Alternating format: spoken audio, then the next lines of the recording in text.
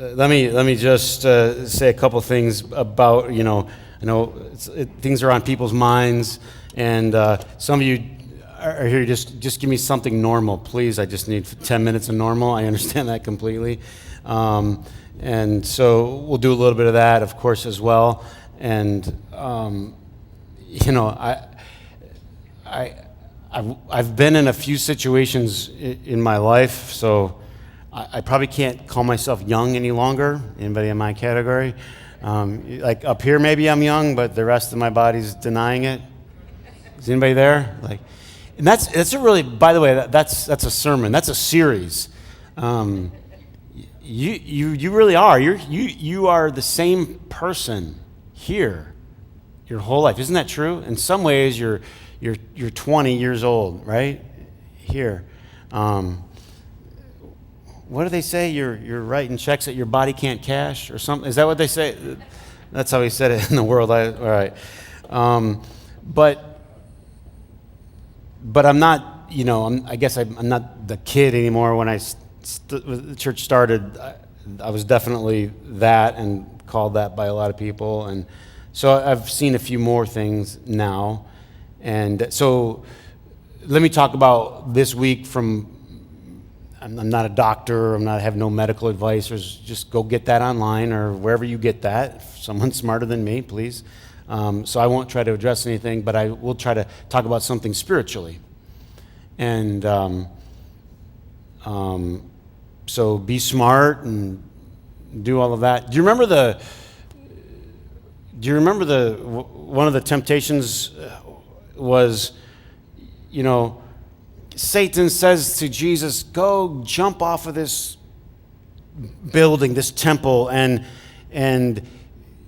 show your power, show your spiritual might. And guess what by the way, guess what in that story Satan does?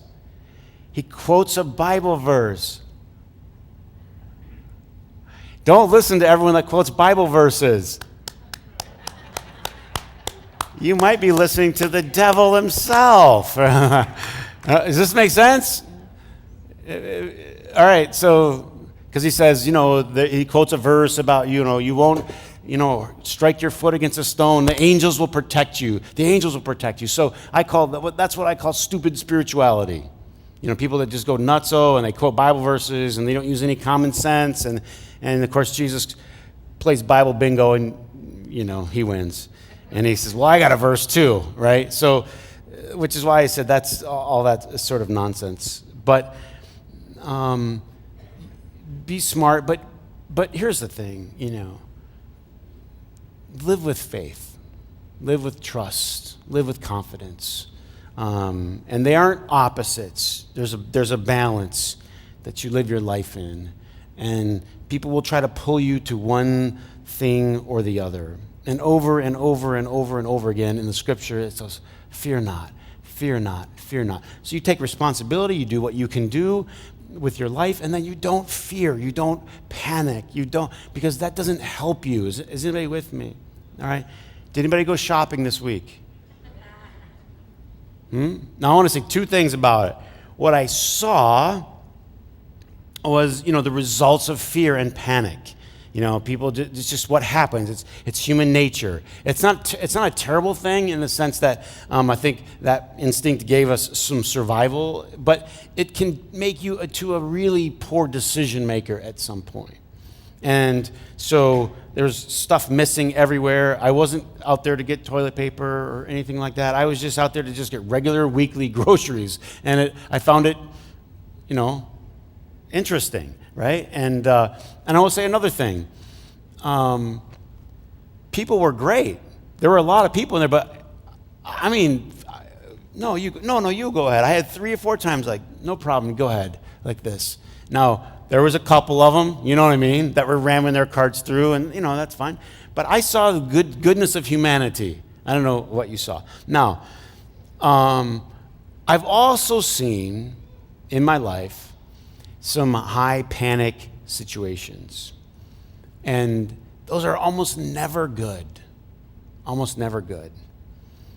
The scripture So what I'm going to do is I'm going to introduce the series that we're going to do for Easter, but I'm obviously going to tailor it different in light of today's events. But I think as you'll see, they do go together. But first of all, Jesus says over and over and over and over again, don't fear, don't fear, don't fear. And I think there's a very important reason for that. Fear doesn't always bring the best out in us. Responsibility does and all that, but fear doesn't. Panic doesn't.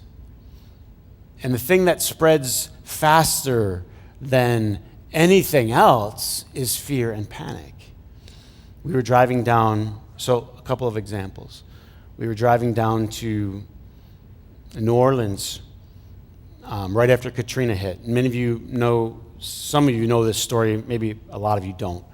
But I felt bad about what had happened down in New Orleans, and you could just see on the news, nothing, the help wasn't getting there, and so I was sitting on my back porch, and I'm like, I got to do something, and so I just sent an email to the church, and I said, if you can go to the store and get the things that are needed, and which I think they were like granola bars and water and a few other medical things that we put on the list, bring them out on Sunday at church. And Sunday afternoon, I rented a U-Haul, and we literally just drove. And of course, you guys came through as always, and the U-Haul was packed to the gills, and we needed extra vehicles to take things. So we went down, and I told the team that went, look me in the eye, like I did when I was a youth pastor. Look me in the eye. We don't have a plan. Everybody repeat, we don't have a plan. Because I said, it's going to get dicey, and you're going to start asking me, what's the plan? And repeat after me, we don't have a plan. And so I know people's personalities, and human beings are on a spectrum. There's the planners, and there's the let's go with it. And I was trying to filter out all the planners. Are you with me? And one of them got through. I found out 3 days later, my screening didn't work, right? Because he started onto the group, like, what's the plan? What's the plan? And anyway, I had to have more than pastoral words for him. Because here's what happens. We drove south, and you start to get to a point where you go, is the gas station open? Are we going to make it to the next place? They started closing down gas stations. And there wasn't the ability to make a plan. Some people say, that's irresponsible. Interesting thing. You know what I noticed? Military trucks and church vans. How cool is that? It was just the coolest moment, right? Going down there, you'd see Church of the Nazarene, such and such Baptist church with Pastor so-and-so, on the van and everything. I should have got my name on one of ours. But anyway, we're going down there, and I saw church vans and military trucks. It was the coolest thing. It was just like nobody knew what they were doing.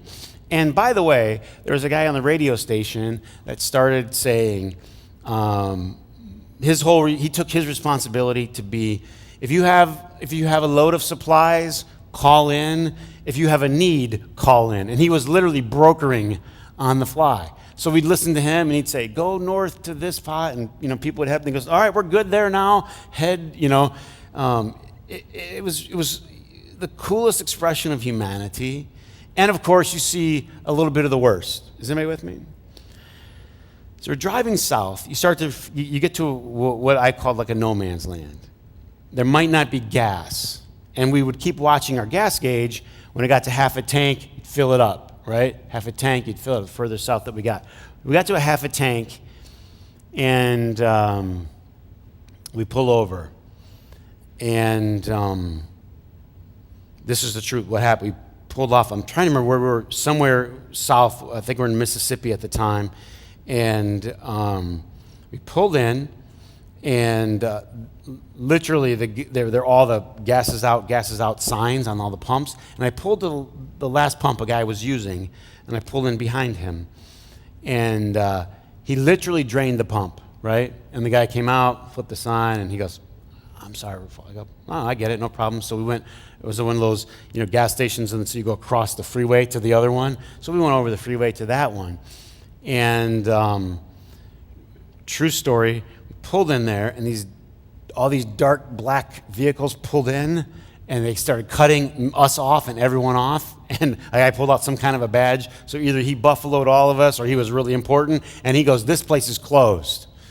And you know what happens then? You could feel the anxiety on everybody. Does anybody ever know what I'm talking about? Everybody got anxiety in our group. And what are we going to do? And I had to keep telling them, just look. I said, we might sit on the road for 2 days. That's what we might do. Guess what? We got 1 million gallons of water and 8 million food bars in here. You know what I mean? We'll go sit here and watch the sun go up and the sun go down. But do you understand? Like, we were completely fine. But when you start seeing people come in with guns and badges and take over gas stations, everybody's anxiety goes like this. Who's with me? What I'm saying. So you just have to reassure everybody, maybe we'll go down another quarter of a tank, see what happens. And we might sleep on the side of the road. And we might sleep there for 3 days. You know what I mean? We could afford to sleep there for 7 months. We have enough food. Does anybody know what I'm saying? But your mind does things to you. Panic, because someone else panicked. And anyway, so what'd you do, Chris? We just kept driving, right? We went further. And, now you don't know. Are things going to be closed further in? And eventually we made it, and I should write a book about that saga, because we lost wheels and tires and axles, and we just kept going and going and going, and it was amazing. But we did end up sleeping that night in a strip mall on the outside, and we slept on the sidewalk. We had sleeping bags, and I think I told this should be in the book. Outside of a Serta mattress store, which seemed a little cruel, if you know what I mean. Like, and we just rolled out our things there, and we ended up giving our supplies. Down at the LSU campus, first half of our supplies. And at the LSU campus, a church had turned their facilities into a hotel for doctors. How cool. I mean, people were making up stuff on the fly. That became their specialty. So they were flying people in to the LSU campus, and doctors were focused there, and they're working around the clock, but the doctors needed rest and in a dark room to sleep in. And so the church converted all their classrooms into little bunks, and all the doctors went there. And so we gave all the supplies that were needed to help these doctors who help. Is this cool or what? Are you guys the best or what? And so we did that, and then we went on and we went to another church that was at a thoroughfare, and where people were fleeing from the southern part coming across Lake Pontchartrain, if you know your geography down there. And it was in Covington, so if you really know your geography, this church was just getting overrun with needs. And so we just stayed there. And then we ended up sending teams for a long time. My point is, I felt it when these guys with the dark cars came in and they had badges and guns. You just go, this is really bad. I should panic. You ever have part of your head say, I should panic? But it just doesn't do you any good. I started thinking, okay, what good was that do me? I could get everybody on our team alarmed and worked up. And so you just kind of plod. You get what I'm saying? You just plod. You just do the next right thing in front of you. What's the next right thing I could do in front of me? What can I take care of today? And can I say this? How can I encourage the people around me? So I want to just give a little pastoral something. I mean, if you go grocery shopping, just, be great to the people around you. Do extra, you know what I mean? Like, do whatever you can to make them feel calm and at peace. And the other thing that I would say is, don't judge. Because I get it, right? Some people, they're just wired a certain way, and there was a guy there that he was just ramming his cart through, and I'm just like, just back mine up and let him get his stuff. Are you with me? I wanted to judge, Maybe I am judging a little by telling you about him. Okay, fair enough. But it's okay. It's okay. You know what I mean? People are, so just, I think that's all a part of it. So I'll tell you how the series is going to be for Easter, and this is going to be like a short day. There's a point in the Gospels where Jesus calls the disciples together, and he says to them, who do people say that I am? And they repeat some things, you're Elisha, the prophet, which had very significance. It wasn't just a random selection I don't have time to teach about, but they believed that Elijah would come back and be a forerunner, right, to the Christ. And so some say you're that person, and Peter says, you're the Christ. You're the Christ, the Son of the living God. And Jesus says to him, you're right, Peter, right? This was revealed to you by my Father. And so Peter's right, and then in just 2 minutes later, he's wrong. And there's so much in this lesson. You and I can be right and wrong almost in the same breath. Think about it. But we're not accustomed to being that, because if we think we're right, then we're always right. But he was right, and then the next breath he's wrong, because then Jesus says, so let me tell you what that is all about. Because when the Christ, to most of them, it meant this was going to be this Savior in the sense that he's going to have military power, and he's going to do all these amazing things, and he's going to stomp all of your enemies. Because, listen carefully, fear. The Romans came in and stuffed them with fear. After Herod died, there was a day the Romans came in, and you can read about it in the Antiquities. 3,600 people they killed in one day. There were days the Romans crucified so many people they couldn't find wood for trees, wood for crosses. And so you could have grown up very, very clearly seeing someone hanging from a cross. I learned this this week. I don't know if some of you know this. They know that the Romans crucified thousands and thousands and thousands of people in the Judean area. But did you know this? They've only found one. They dug it up not too terribly long ago. I think it was in the 70s, but it could have been later. They found one body or bone that had a nail in it. Why all the missing evidence? You ever thought about this? They crucified thousands of them? And historians, so like part of me, I'm like half historian nerd. I'm 1/3 historian nerd, 1/3 Hungarian. No, I'm not. Does anybody have a historian nerd side into them? Like you get a real good, okay. I'm fascinated. Well, yeah, why is that? And the historians know, because they would leave these bodies for the, what? Wild animals. And the wild animals you weren't allowed to come get your loved one down.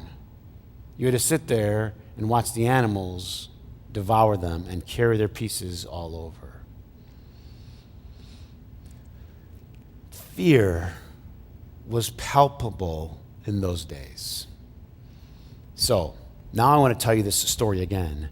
When Jesus says, I'm going to die, right? Crucifixion. And then Peter goes, what? Never. Never. That's not the plan. Anybody ever told God what the plan is and is not? Right? That's not the plan, Peter says. That's not how we're going to do this. So Peter's right, and then he's wrong. And this is the story that I want to set up our Easter series as we prepare to celebrate Easter together as a family. And it's this. Instead this year of just thinking about celebrating Easter, here's going to be my challenge to you. Consider participating in it. Because the follow-up statement that Jesus makes is this: you must carry your what?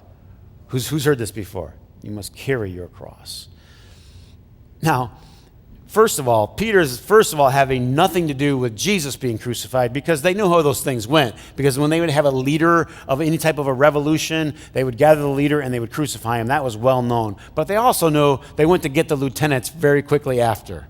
So Peter knows, first of all, they're not doing that to you. That's not how we're going to do this. And second of all, no thank you for me. And fear helps Peter make this proclamation: never, Lord, never. And of course, in the gospel story, Jesus rebukes Peter and says, get behind me. You have no part with me. And this is what I want you to think about for Easter this year. Participating in Easter instead of just celebrating it. Celebrating it is this: looking at the facts, looking at the history, recounting the story, going to a play or two, watching some things on TV, reading the gospel accounts, and celebrating what Jesus did. All fine, all good. Singing songs about what Jesus did. All fine, all good. Look, but from the beginning, it was an invitation to participate. Why is it that part gets missed? Probably because that's the uncomfortable part. The same part that Peter missed. You are going to carry your cross. You say, well, Chris, what does that mean? What are you talking about? Well, we're going to talk about it during the very short series that we will have, but listen to this. You carrying your cross means, what is the cross? It symbolizes so much. Us dying to ourself, right? Not just physical death, dying to yourself. What does it feel like when you die to yourself? It feels like you didn't get your own way. Anybody know what I'm talking about? It can scale from me with my cart reaching for something and a guy ramming his cart across mine and taking what I was going to take, and something on the inside of you goes, God bless you. Right? No, but the other part goes, you feel very, what? Anxious, angry, violent, because I want that, and you're violating me getting what I want. This is a spectrum. This is every act where you don't get what you want. Something thwarts you. Has this ever happened to you? This happens to you every single, what? Day of your life. If you're married, multiple times a day, perhaps, except in my situations. In other words, when other people are involved, you can't always get what you want. And so that has nothing to do with the Easter story. Listen carefully. It has everything to do with the Easter story. Quite simply, why Paul could say, I die, what? Daily. How could he say that? It meant every single day that he wanted something, he didn't get it, he was dying. You say, well, that's such a depressing thing. But listen, it was Jesus who taught us this. If you lose your life, you will find it. If you lose your life, you will find it. If you keep your life, you will what? Lose it. Let's say it together. If you lose your life, you will find it. This is the essence. And what did it mean? After the crucifixion, how does the story end? There is the what? Resurrection. You find something better on the other side of the losing. You find something better on the other side of the loss. And so we're going to talk about how you can embrace loss or suffering or not getting what you want. This happens to everybody, and which is why we should try to help teach our children. You're not always going to get what you want. They should just learn it. Because you have to learn it eventually, and you will learn it eventually. All right, I told them we'd get done a little bit early for the team down in the other side. So let me wrap this up. Just to summarize where we're going to go.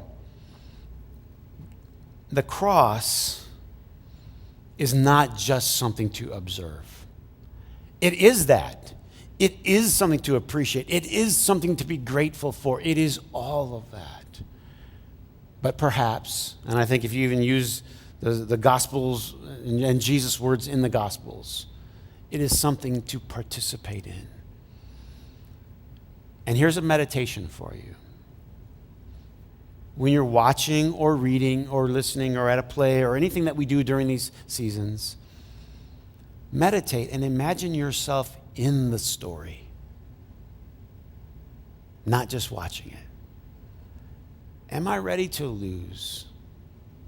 American culture doesn't set you up for that. American culture just teaches you how to win, right? And that's okay. But that's not what we're talking about here. Because everybody loses at some point. Everybody doesn't get at some point. Everybody has unexplained loss. This week I did 2 funerals. I talked to a friend and a member of our church whose son I buried last year, way too young, in his 20s, who now tells me he has cancer. I talked to a mom who's a teenage daughter who was sent home from school, not home, but to the hospital for a suicidal attempt. This was this week. This is what I do. And so if anything we do today, we at least pause and be grateful. Are you with me there? You just stop, and perspective is everything. To just pause and be grateful. Let's stand.